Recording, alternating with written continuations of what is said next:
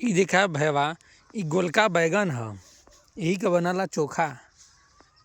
रजा एकदम खा के एकदम मजा आ जाला। बट्टी चोखा, सादा जीवन उच्च विचार। जितना लोगन सादा खाना खइबा उतना स्वस्थ रहबा और मस्त रहबा। और जितना खावा तो लोगन मसाला उतना होई आवे जाए में कसाला। इ बड़ा देखा, बड़ा लहला के फरल बा हो। निका मार एक तो करिया करिया कुल बैगन में लौकत हो। देखा यह है गोलवा बैगन। दिखा बड़ी लाजवाब बा हो। दिखा कुल नीचे एकदम करिया करिया गोलवे फरल बा।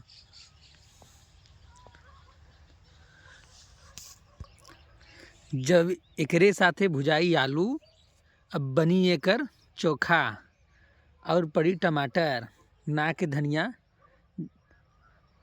हरियर मरचा मसाला ना के एकदम बना के भरता खा लगन रजा चोखा।